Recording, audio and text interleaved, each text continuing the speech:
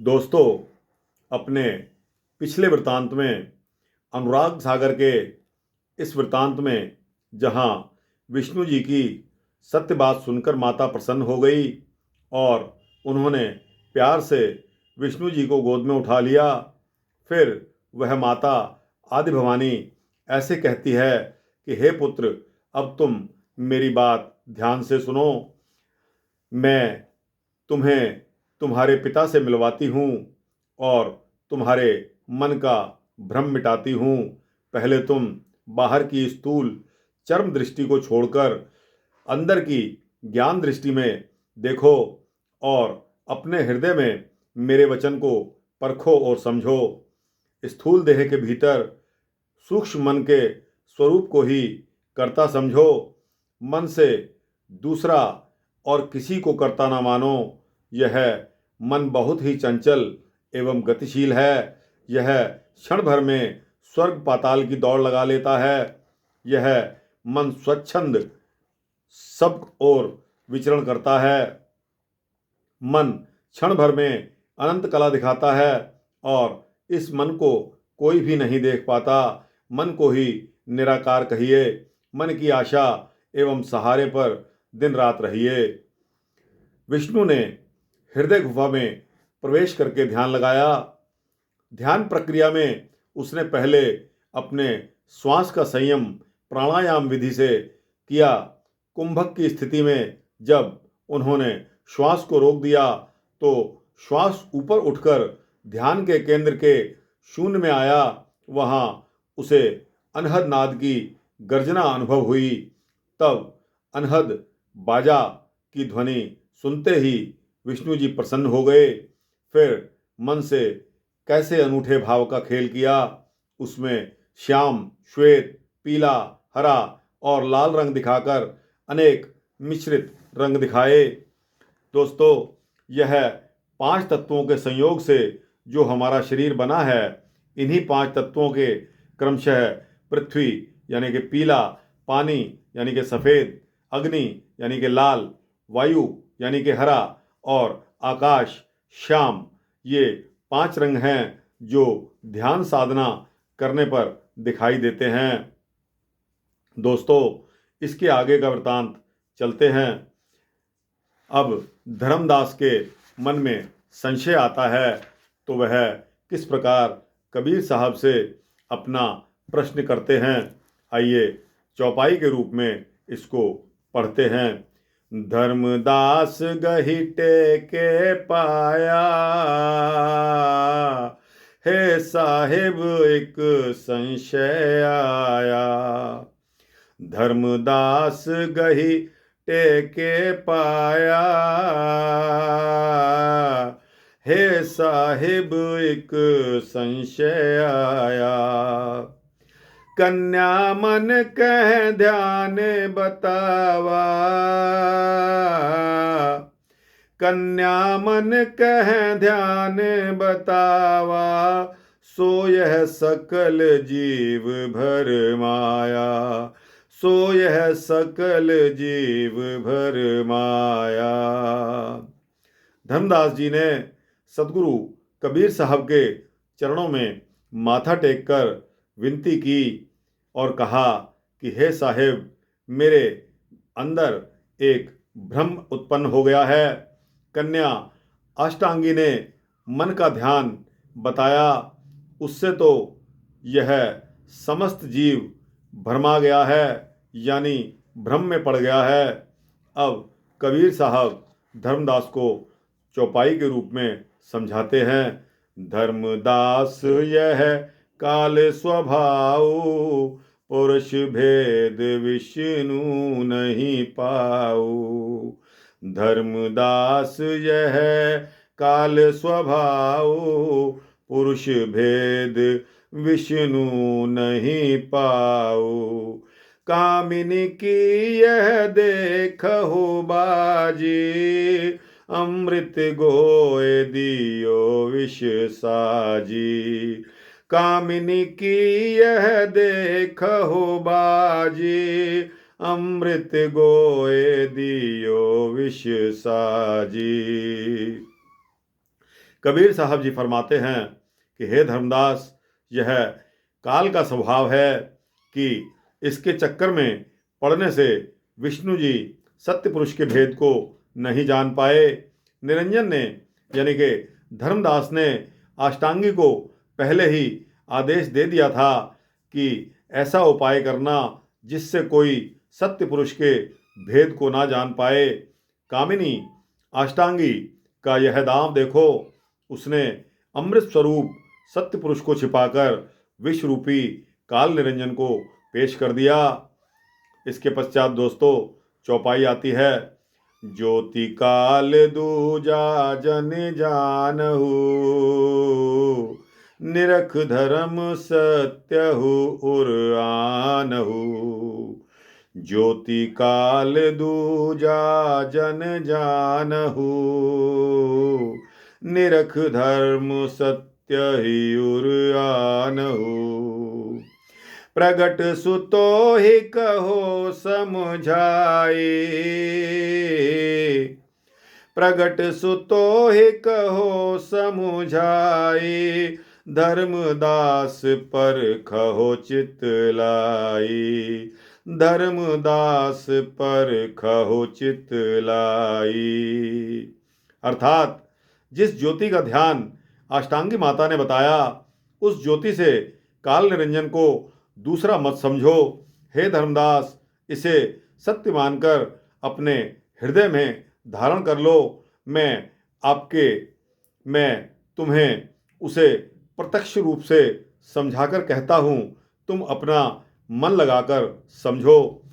तो दोस्तों आगे चौपाई आती है। जस परगट तस गुपत स्वभाव, जो रही सो बाहर आओ। जस परगट तस गुपत स्वभाव, जो रही सो बाहर आओ।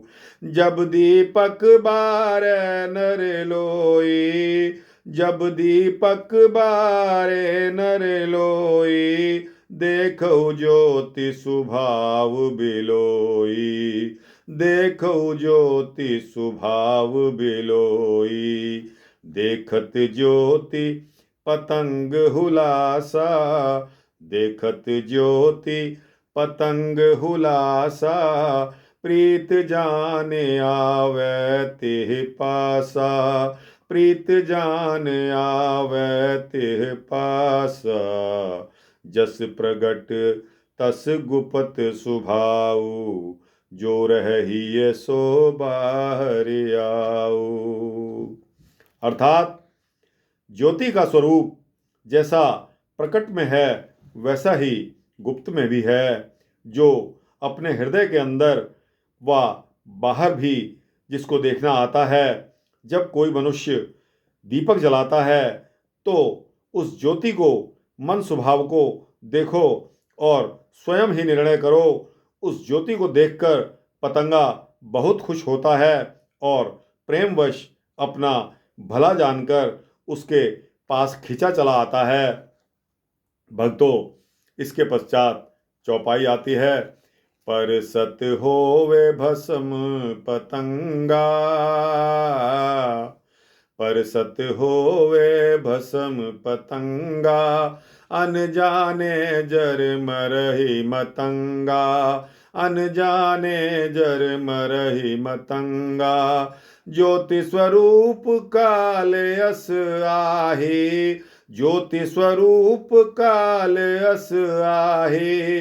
कठिन काल वह छोड़त नाही, कठिन काल वह छोड़त नाही।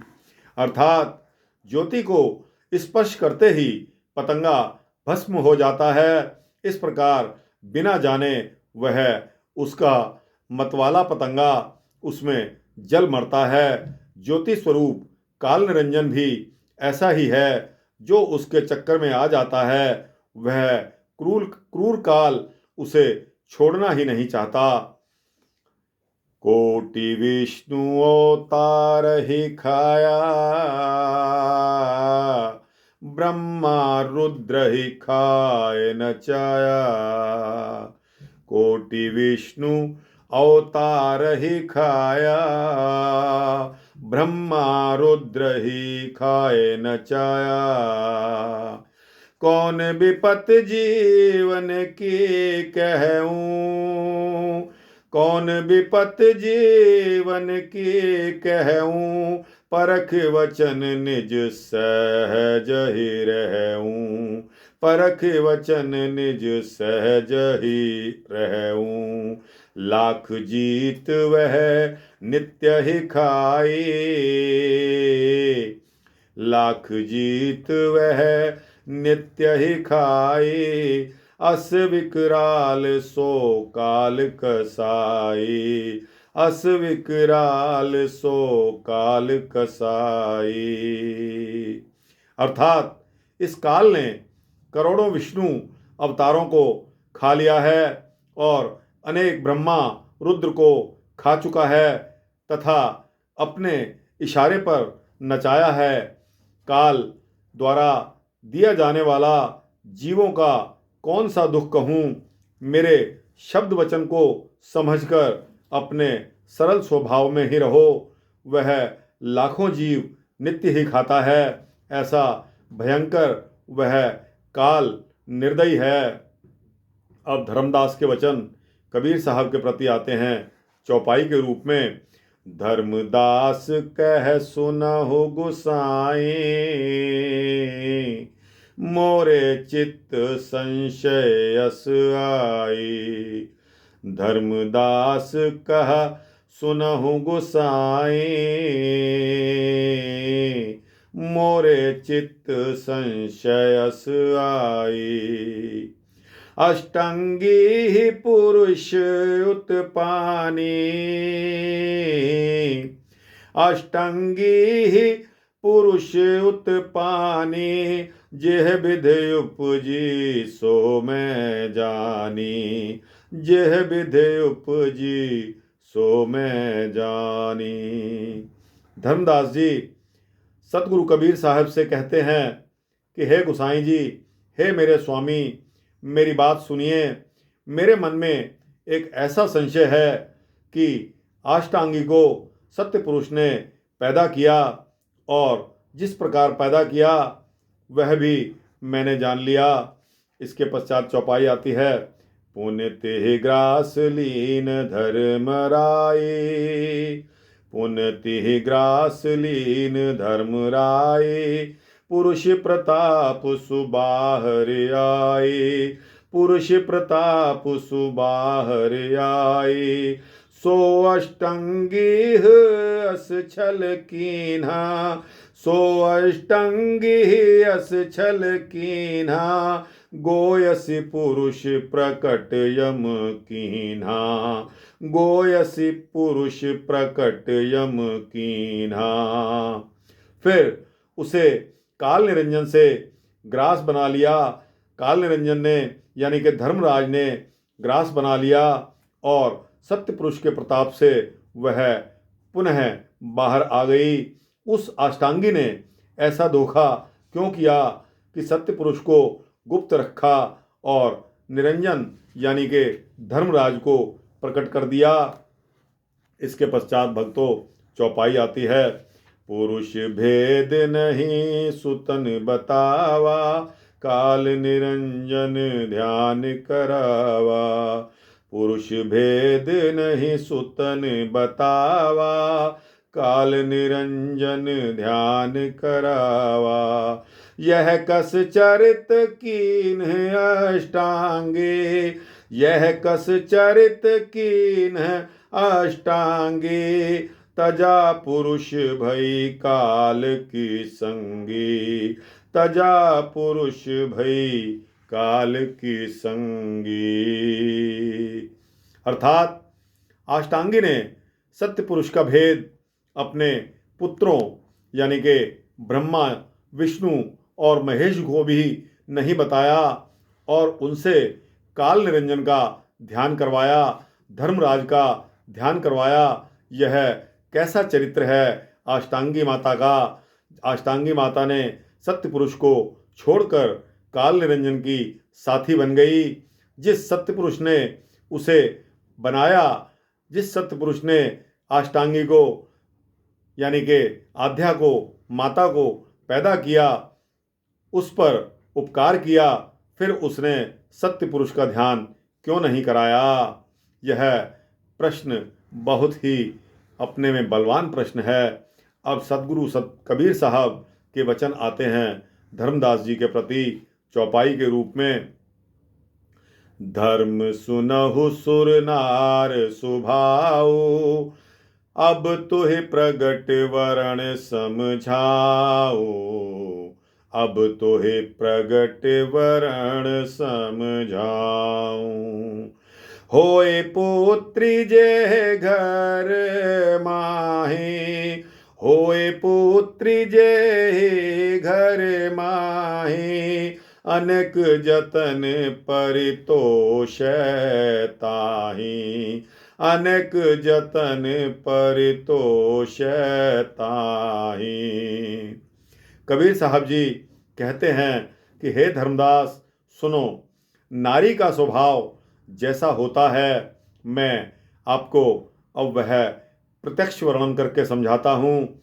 जिसके घर में पुत्री पैदा होती है वह अनेक उपाय करके उसे पालता पोसता है। इसके पश्चात चौपाई आती है। वस्त्र भक्ष सुख सेज निवासा, घर बाहर सब तिह विश्वासा। वस्त्र भक्ष सुख सेज निवासा, घर बाहर सब तिह विश्वासा। यज्ञ कराए दे पित माता, विदा कीन्ह हित प्रीत सो ताता। यज्ञ कराए दे पित माता, विदा कीन्ह हित प्रीत सो ताता। अर्थात वह उसे पहनने को वस्त्र, खाने को भोजन, सोने को शैया, रहने को घर एवं सभी प्रकार के सुख देते हैं और घर बाहर सब जगह उस पर विश्वास करते हैं। उसके माता पिता उसके निवाह में यज्ञ कराकर उसे वर देते हैं, फिर प्रेम पूर्वक विधि विधान के साथ उसे विदा भी करते हैं, विदाई भी देते हैं। इसके पश्चात भक्तों चौपाई आती है। गई सुता जब स्वामी गेहा, गई सुता जब स्वामी गेहा। रात सो तास संग गुण नेहा, रात सो तास संग गुण नेहा। माता पिता सब बिसरावा, माता पिता सब बिसरावा। धर्मदास अरे असनार स्वभावा, धर्मदास असनार स्वभावा। धर्मदास असनार स्वभावा, धर्मदास ऐसे नार स्वभावा। अर्थात माता पिता के घर से विदाई लेकर वह अपने स्वामी के घर आ जाती है तो उसके साथ गुण एवं प्रेम में इतनी मगन हो जाती है कि उसके पश्चात उसे अपने माता पिता को सबको भुला दिया जाता है। हे धर्मदास, ऐसा नारी का स्वभाव होता है। इसके पश्चात दोस्तों चौपाई आती है। ताते आद्या भई बेगानी, ताते आद्या भई बेगानी। काल अंग हुए रही भवानी, काल अंग हुए रही भवानी। तात पुरुष प्रगट नहीं लाई, तात पुरुष प्रगट नाही लाई। काल रूप विष्णु ही दिखलाई, काल रूप विष्णु ही दिखलाई। अर्थात इसीलिए नारी स्वभाववश आध्या यानी कि अष्टांगी माता पराई हो गई, वह काल निरंजन यानी कि धर्मराज के साथ हो गई, उसी की होकर रह गई। अतएव उसने सत्य पुरुष के रहस्य को प्रकट नहीं किया और अपने पुत्र यानी कि विष्णु जी को काल निरंजन का ही रूप दिखलाया। तो दोस्तों, आज प्रश्न यह आता है कि सत्य पुरुष को छोड़कर काल निरंजन के साथ जाने का ऐसा क्या कारण था। उस पर काल निरंजन ने, सत्य पुरुष ने क्या उपकार किया, क्या अनोपकार किया, फिर उसने सत्य पुरुष का ध्यान क्यों नहीं किया। अष्टांगी माता का कैसा चरित्र है यह सत्य पुरुष को क्यों छोड़ गई है। तो दोस्तों, आज का प्रश्न इस वृत्तांत में आपको इसका उत्तर मिल चुका है। तो दोस्तों, इसी तरह के वृत्तांत मैं अपने YouTube चैनल पर दिया करता हूँ। दोस्तों और भक्तों, अगर आपको यह वृत्तांत पसंद आया हो, इसके अर्थ आपकी समझ में आ गए हों, तो दोस्तों आप कमेंट्स बॉक्स में जाकर अपने विचार रख सकते हैं। दोस्तों, इसी को सत्संग कहते हैं। मैं जो बोलता हूँ वो आप उसको सदा सत्य या गॉस्पल ट्रुथ मत समझें। आपकी बुद्धि के अनुसार जो तर्क आपके दिमाग में आता है, वह प्रश्न आप कमेंट्स बॉक्स में लिखें, जिस पर विचार किया जाएगा। दोस्तों, इसी को सत्संग कहते हैं। इसी से आपका परोपकार होने वाला है।